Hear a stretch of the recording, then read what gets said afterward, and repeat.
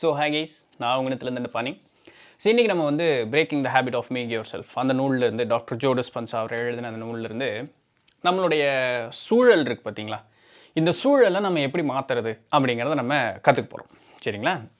So அவர் எப்படி ஆரம்பிக்கிறார் இந்த டாபிக் அப்படின்னு பார்க்கும்பொழுது சேஞ்ச் யுவர் என்வாயன்மெண்ட்டுன்னு தான் ஆரம்பிக்கிறார். இப்போ நம்ம நிறைய பேர் ஒரு ஒரு ஒரு ஒரு விஷயத்தை சொல்கிறது உண்டு இல்லைங்களா, இந்த சூழல் மட்டும் எனக்கு இல்லாமல் இருந்திருந்தாங்க, நான் வேற ஒரு சூழலில் இருந்திருந்தாங்க அப்படின்னு ஒரு வார்த்தையை நம்ம சொல்கிறது உண்டு இல்லைங்களா.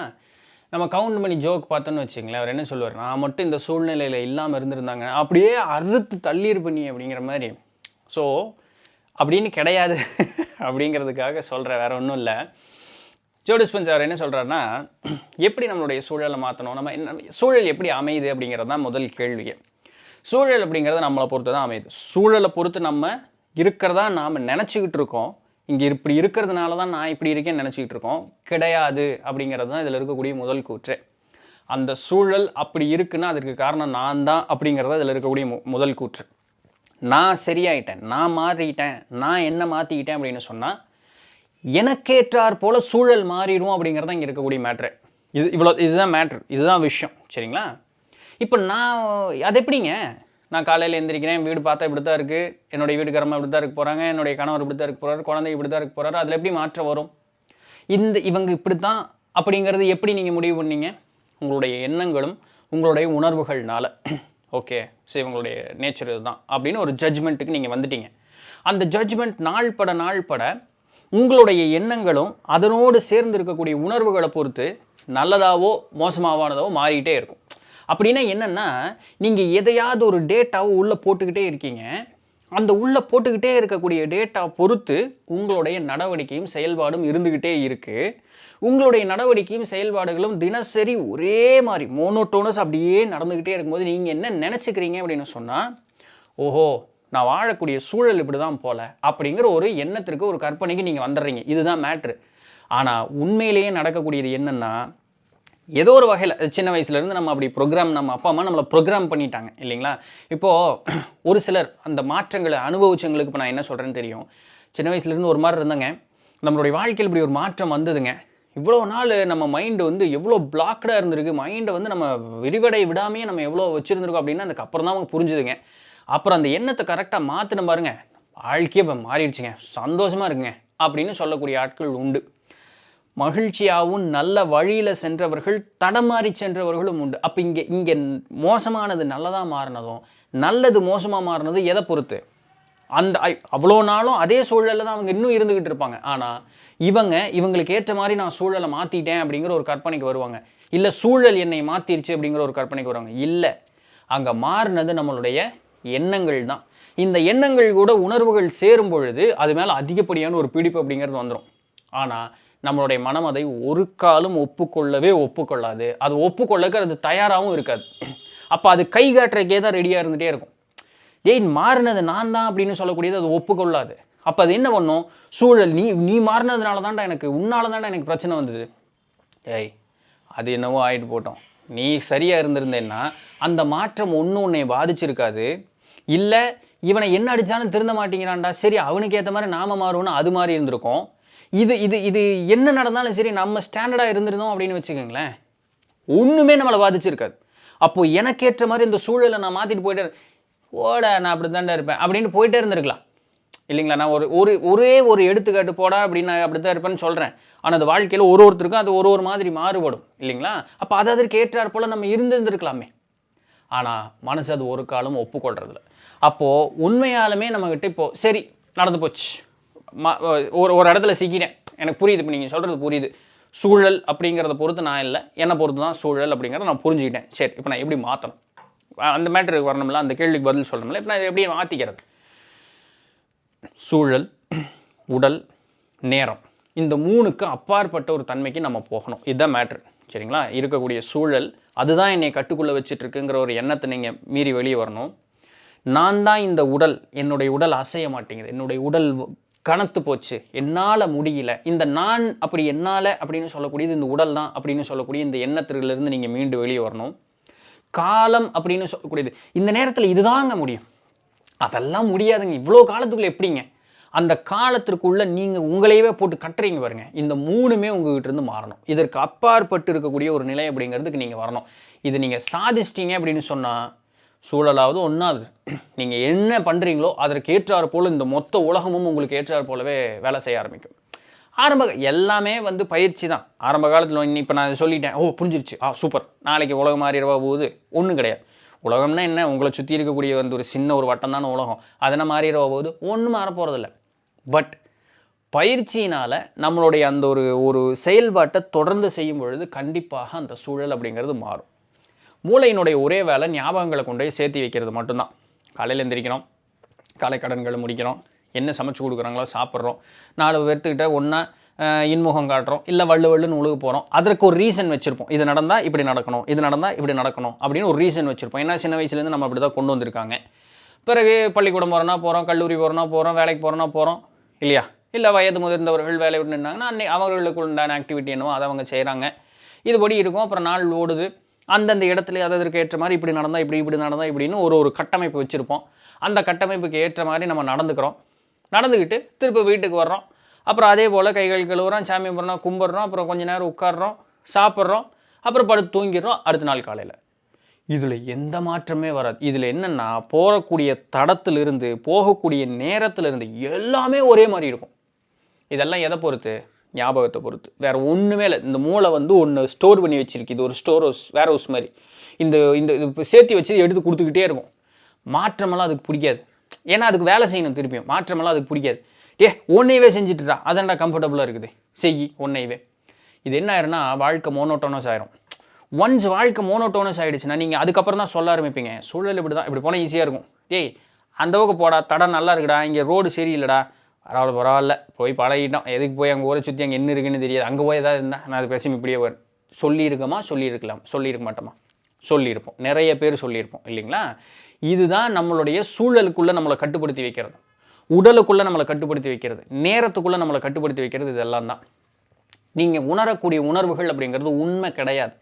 இந்த ஞாபகங்கள் வச்சிருக்கு இல்லையா மூளை, இதுக்குள்ளே நியூரல் நெட்வொர்க்னு ஒன்று இருக்குது. அதுதான் அந்த செய்திகளை கடத்தக்கூடிய அந்த அணுக்களினுடைய வேலை. அது ஒரு வகையான கெமிக்கல் அவுட்புட், ஒரு எலக்ட்ரிக்கல் இம்பல்ஸை கொடுத்துக்கிட்டே இருக்கும். அது உங்களுக்கு அதை தான் நீங்கள் உணர்வுகள்னு சொல்கிறீங்க. அவ்வளோதான். உண்மையில் இங்கே ஒன்றும் உணர்றதுக்குள்ள ஒன்றும் இல்லை. மூளை இப்படி நடந்துட்டு, இப்போ ஒரு ஊசியில் எனக்கு குத்துனா இது ஒரு வகையான ஒரு கெமிக்கல் எஃபெக்டோ இல்லை எலக்ட்ரிக்கல் இம்பல்ஸோ கொடுக்கும். இது ரெஜிஸ்டர் பண்ணி வச்சுருக்கும். இந்த ரெஜிஸ்ட்ரிக்கு வந்து ஒரு வகையான உணர்வு அப்படிங்கிற பார்த்தீங்களா, அப்படிங்கிற பார்த்தீங்க, அது ஒரு ரெஜிஸ்ட்ரி. இந்த மனசை வென்றவங்கள்ட்ட கொண்டே குத்துங்க, அவங்க வாட்டி பேசாமல் இருப்பாங்க. கோமா ஸ்டேஜில் இருக்கவங்க, அதாவது லிட்ரலாக அந்த ஒரு தன்மை இல்லாமல் இருக்கக்கூடிய, ஆக்சுவலாக கோமா ஸ்டேஜில் இருக்கவங்களுக்கு எல்லா உணர்வுகள் இருக்கும், எக்ஸ்பிரஸ் தான் பண்ணிக்க முடியாது. நான் சொல்கிறது லிட்ரலாக அந்த உணர்வுகள் மறத்து போனவங்களுக்கு குத்தி பாருங்க, ஒன்றுமே இருக்காது. ஏன்னா அங்கே அந்த ரெஜிஸ்ட்ரி வேலை செய்யலை. இதுதான் மேட்ரு. ஸோ மூளை வந்து வெறும் ஒரு ஸ்டோர் ஹவுஸ் தான். உங்கள் மூளை சொல்கிறது தான் நிதர்சனம்னு நீங்கள் நினைக்கணும்னு அவசியம் கிடையாது. இது வெறும் ஒரு ஸ்டோர் ஹவுஸ் மட்டும்தான்.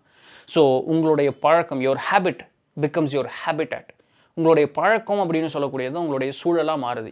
இது ரொம்ப ரொம்ப டம்மியான ஒரு விஷயம். ஒரு ஸ்டோர் பண்ணி இருக்கக்கூடிய டேட்டா உங்களுடைய வாழ்க்கையவே கட்டமைச்சு நிறுத்திடுது. இதுக்கு மீறி வேறு எதுவுமே கிடையாதுடா, இவ்வளோதான்டா நீ அப்படின்னு. உண்மையில் மனிதனுடைய வாழ்க்கை அப்படி கிடையாதுங்க. இது இந்த உலகத்தை அளக்கணும்னாலும் உங்களால் பண்ண முடியும்.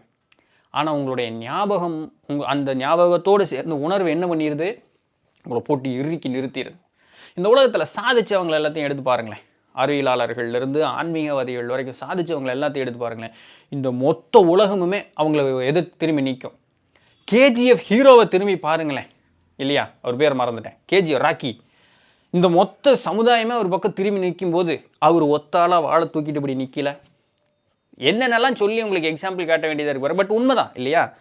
ஸோ சாதித்தவர்களுடைய அந்த ஒரு நிலை அப்படின்னு சிந்திச்சு பார்க்கும்பொழுது இந்த உலக வாழ்வும் இந்த கட்டமைப்பும் தன் நிலைக்கு உயர்ந்த ஒரு இடத்துல இருக்கக்கூடியவர்கள், நாம் ஒருத்தரை மதிச்சிருக்கோம்னு சொன்னால் அவங்களே நம்மளை மட்டம் தட்டுவாங்க. இந்த சூரிய ஃப்ளைட் விட்டாரில் ஒரு படம், அது என்ன படம் பேர் மறந்து போச்சு. அது தான் மதித்த ஒருத்தர் வந்து உன்னால் முடியாதுன்னு அடித்து அமுத்துவார்.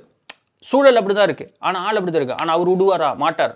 சாதிச்சு காட்டுறா, என்னென்னமோ பண்ணுவாங்க, சாதிச்சிருவார், ஃப்ளைட் விட்டுருவார். அந்த பேர் மறந்துட்டேன், அந்த படம் பேர்.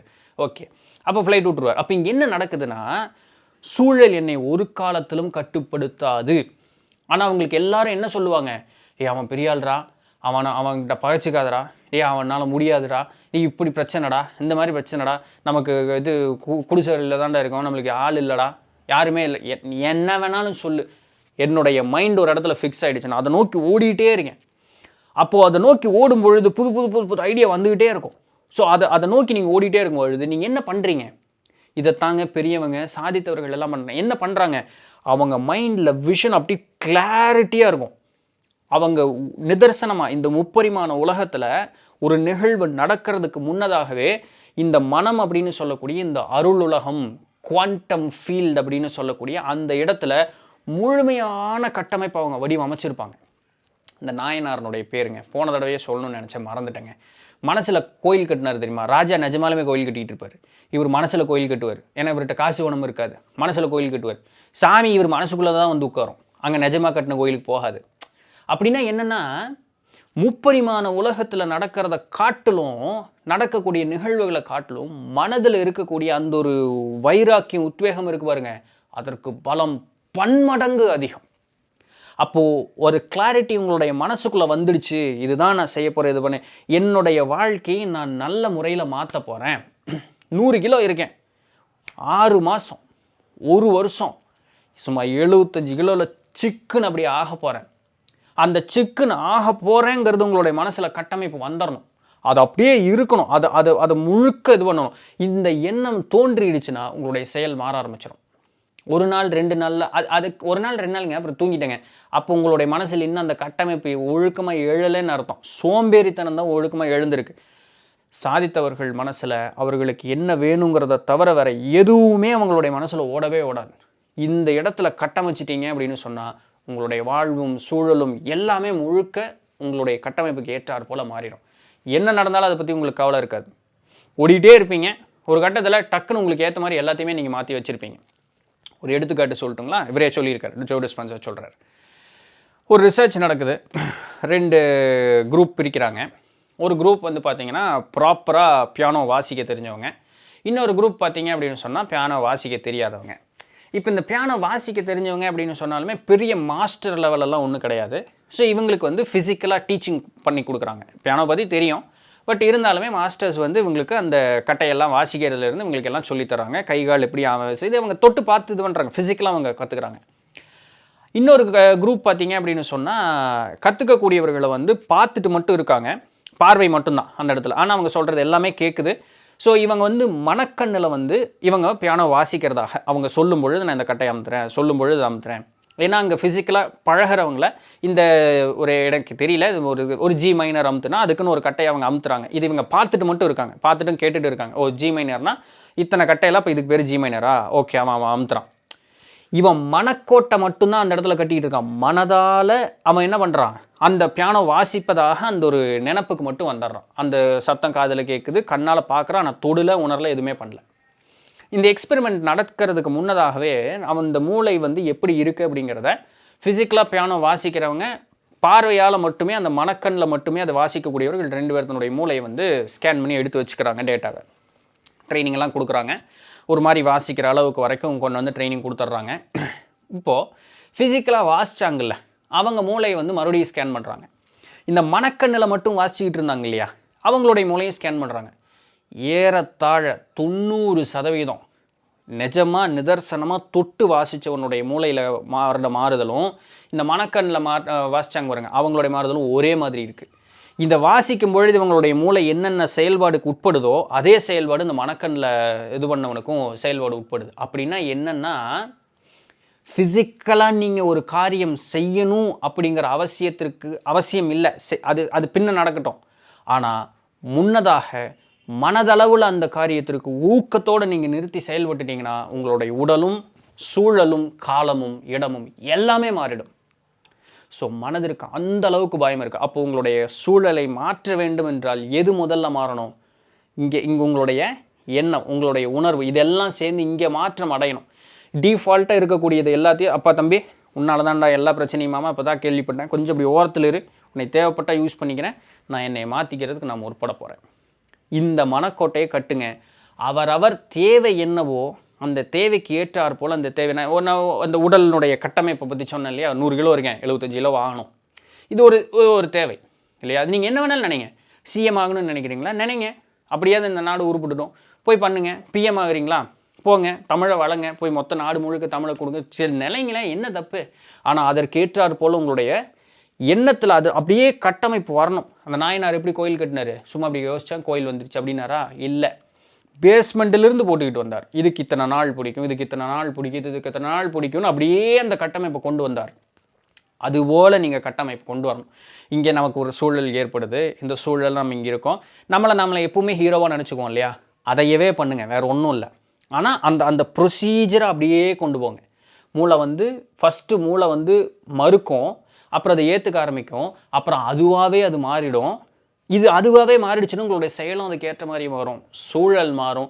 நீங்கள் என்ன நினச்சிங்களோ அது வெற்றி அடைந்தே தீரும். இதற்கு மாற்று கருத்தே கிடையாது. உடல் நலம், மனோநலம், உடல் திடம், மனோதிடம், வாழ்க்கையில் வெற்றி, என்ன வேணாலும் எடுத்துங்க. எல்லாமே ஹையர் லெவல் தான். லோவர் இமோஷன்ஸுக்கு அங்கே வேலையே கிடையாது. எல்லாமே ஹையர் இமோஷன்ஸ் தான். வேலை செய்யும். முயற்சி செஞ்சு பாருங்கள். அதுக்கு தான் இந்த பியானோ எக்ஸாம்பிள் சொன்னது. ரைட்? ஸோ சூழலால் நீங்கள் கட்டுக்குள்ளே கிடக்கல, உங்களால் தான் நீங்கள் கட்டுக்குள்ளே கிடக்குறீங்க. இந்த கட்டுக்குள்ளேருந்து நீங்கள் மீண்டு வெளியே வரணும் அப்படின்னு சொன்னால் அது யாரால் முடியும்? உங்களால் மட்டும்தான் முடியும். ரைட்? ஸோ இதுதான் இன்றைக்கு உண்டான பதிவு. பிடிச்சிருந்துருக்கும், இன்ஃபர்மேட்டிவாக இருந்திருக்கும். இது சும்மா ஒரு ரேண்டம் ஒரு பிளண்ட் மோட்டிவேஷனல் டாக் கிடையாது. இது ப்ராப்பராக சயின்டிஃபிக்காக இருக்கக்கூடிய அந்த ஒரு விஷயம். அப்படி இல்லை என்ன சயின்ஸ் அப்படின்னாலும் அந்த புக்கை வாங்கி படிங்க. அதில் எல்லாமே இன்னும் ரொம்ப டீட்டெயில்டாக பியூர் சயின்டிஃபிக்காக அந்த ரிசர்ச் பேப்பரோடு அவர் கொடுத்துருப்பார். சரி தானுங்களேன்? ரைட். ஸோ நாளைக்கு வேறு ஏதாவது ஒரு சுவாரஸ்யமான செய்தியில் சந்திப்போம். அது வரையும் தொடர்ந்து இருந்திருங்கள். நான் உங்கள் இடத்துல நன்றி.